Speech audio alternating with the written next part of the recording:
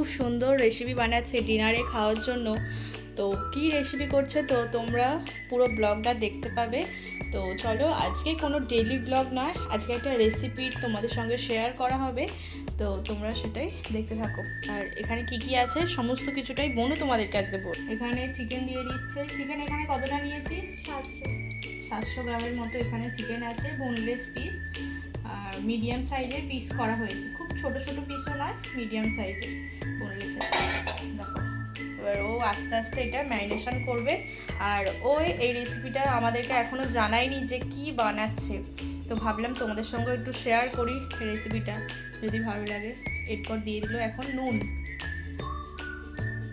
তো এরপরে কি দিবি? গোলমরিচ গুঁড়ো। সব প্লেটে প্লেটে ও খুব সুন্দর করে সাজিয়েও নিয়েছে।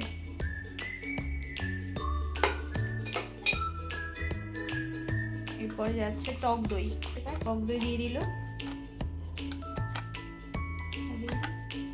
আর এর মধ্যে একটু যাচ্ছে সামান্য একটু বাটার। এখন এবার ভালো করে ম্যারিনেট করে নিচ্ছে। বনু, এখনো তুই বললি না যে আজকে তুই কি রান্না করছিস? ওটা নয়, সারপ্রাইজই থাক। আচ্ছা, পরেই দেখতে পাবো, তাই তো? তো এখানে ও তো এদিকে ম্যারিনেশনটা করছে, আর এইদিকে দেখো পেঁয়াজ কুচিয়েছে, এদিকে একটু ধনে পাতাও কুচিয়েছে, আর ও একটু আদা রসুন একটু কাঁচা লঙ্কা আরে পেস্ট করেছে। আবার এখানে দেখছি কাঁচা লঙ্কাও নিয়েছে। আর এখানে আবার দেখছি একটু কাজু বাদাম ওই গরম জলের মধ্যে ও একটু ভালো করে ভিজিয়ে রেখেছিল, নামিয়ে রেখেছে। আজকে পুরো রেসিপিটার জন্য ও সম্পূর্ণটাই করছে। এদিকে দেখো। আচ্ছা, এদিকে চিকেনটা ম্যারিনেশন হয়ে গেছে, এরপরে ও চাপা দিয়ে এখন রেখে দেবে। বেশ ভালো গন্ধ বেরোচ্ছে এটা থেকে, খুব সুন্দর একটা স্মেল আসছে, দেখে নাও। গোলমরিচ আর টক দইয়ের ভালোভাবে ফ্লেভারটা এখান থেকে পাওয়া যাচ্ছে। এখন এবার কতক্ষণের জন্য এটা থাকবে ম্যারিনেশন? ওই 5-10 মিনিট। আচ্ছা, তো এইদিকে কড়া তো বসিয়ে দিয়েছে, আর কড়ার মধ্যে ও সাদা তেল দিয়েছে বেশ কিছুটা পরিমাণে। এখন কড়াই যাচ্ছে জিরে। তো এরপরে এখন যাচ্ছে পেঁয়াজ আর কাঁচা লঙ্কাও দিয়ে দিচ্ছে। আর যে রান্নাটা দেখে তো মনে হচ্ছে ভালোই হবে, জানি না, তো তোমরা দেখে থাকো। এই যে চলো, আস্তে আস্তে এইগুলো সব ভাজছে।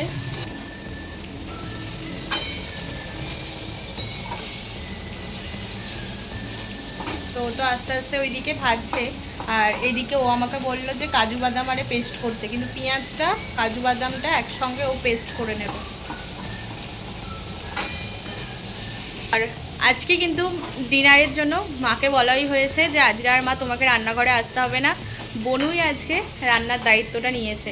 বনু তো ওইদিকে চিকেনটা বানাচ্ছে। এখন আমাদের মানি প্ল্যান্টটা খুব সুন্দর হচ্ছে না? এই যে হালকা করে একবারে ভেজে নেবে। তো এদিকে এখন ও তুলে নিল এটা।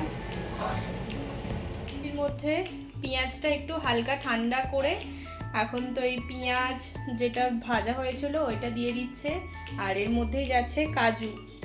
তো এখানে এই যে চলে গেল কাজু বাদাম, আর এখানে একটু দিচ্ছে আদা রসুন আর কাঁচা লঙ্কা।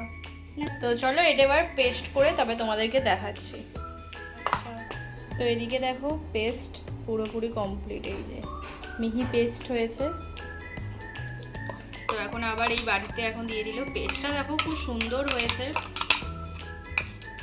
তো এখানে এই যে সমস্ত কিছুটাই রেডি করা আছে। এরপর বনু এখন চিকেন, ওইদিকে একই তেলের মধ্যে এখন চিকেনগুলো চলে যাচ্ছে, এগুলোকে একটু ভালো করে একটু ভেজে নেবে।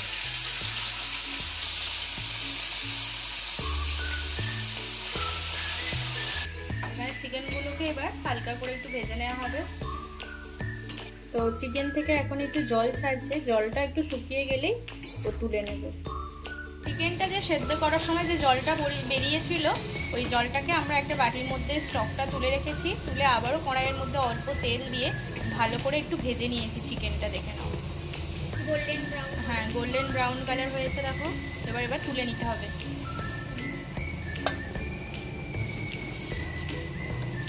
কড়াই এখন গেল একটু বাটার, আর আর এরপরে যে পেস্টটা বানিয়ে রাখা হয়েছিল ওই পেস্টটা এখন চলে গেল।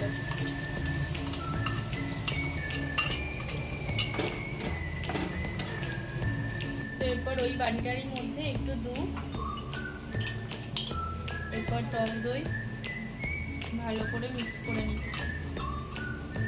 এখন এবার কষানো হচ্ছে পেস্টটার সঙ্গে বাটারটা, দুর্দান্ত একটা স্মেল বেরোচ্ছে।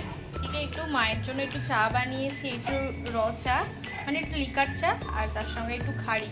তো এটাই মা বললো যে একটু নিয়ে আয় একটু খাই, তো এটা দিয়ে আসি। বোনু তো এদিকে করছে। আর কতটা করছিস? তো এর মধ্যে এখন যাচ্ছে ওই দুধ আর টক দইয়ের যেটা করেছিল লিকুইডটা, ওইটা এখন দিয়ে দিল।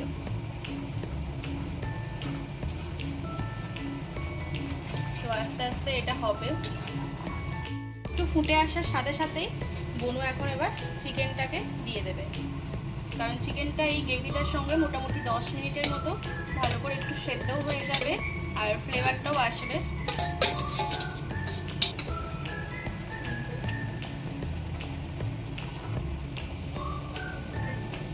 তো এরপরে যাচ্ছে যে মশলা ধোয়া জলটা ছিল ওটাও অ্যাড করে দিল।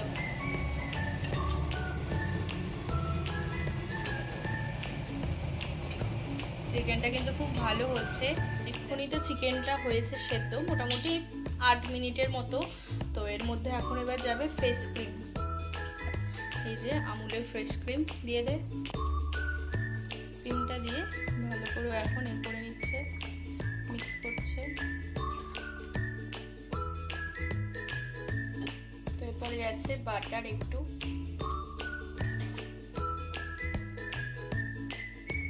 এরপরে আছে একটু গরম মশলা গুঁড়ো,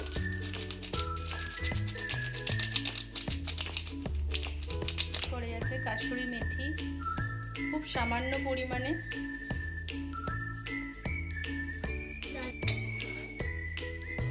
দুর্দান্ত দেখতে তো হয়েছে। যাচ্ছে ধনে পাতা, পুরো কমপ্লিট। চলো এবার নামিয়ে নেওয়া হবে। তো চলো এদিকে তো হয়ে গেছে আর দুর্দান্ত স্মেল বেরোচ্ছে। আর তোমরা এই রেসিপিটার সঙ্গে রুটি বা পরোটা যে কোনো কিছু খেতেই পারো, এমনি বাড়িতে বানানো রুটি বা বাইরে থেকে রুমালি রুটি যে কোনো রকমের রুটি দিয়ে তোমরা খেতেই পারো। তো রাত্রিরে ডিনারের সঙ্গে জাস্ট জমে যাবে। আর এই রেসিপিটা পুরো সম্পূর্ণটাই বনু দেখেছে ইনস্টাগ্রাম থেকে। এদিকে তো হয়েই গেছে, এরপর আমরা তো এটা রাত্রিরের জন্য খাওয়া হবে, কিন্তু দাদাই রুমালি রুটিটা আনলেই তো খাওয়া হবে। স্মেল এতটাই সুন্দর, একটা স্ট্রং ফ্লেভার বেরোচ্ছে কি বলবো তোমাদেরকে। চলো এইটা এখন ঢাকনা দিয়ে রেখে দিই। এদিকে তো দাদাই পাপা চলে আসতেই আমরা খেতে বসে পড়েছি। এই যে দাদাই তো এনেছে রুমালি রুটি। তো চলো বেশ ভালোই লাগছে, আজকে ডিনারটা বেশ জমেই গেল রেস্টুরেন্ট স্টাইলে রেশমি বাটার মশলা দিয়ে। তো এইদিকে দেখো বনুও নিয়েছে, বনুকে বললাম তুই একটু খাওয়ার ভিডিওটা করে নে। তো এই যে এদিকে একটু স্যালাডও কেটেছি, একটু শসা পেঁয়াজ একটু কাঁচা লঙ্কা, আর ওইদিকে আছে রেশমি বাটার মশলা। দুর্দান্ত হয়েছিল। এই রেশমি বাটার মশলাটা আমরা তো দুর্গাপুজোর সময় তো খেয়েছিলাম রেস্টুরেন্টে, তো সেই রকমই বনু বানানোর চেষ্টা করেছে। তো চলো চিকেনটা তো খুব দারুণভাবে সেদ্ধ হয়েছে।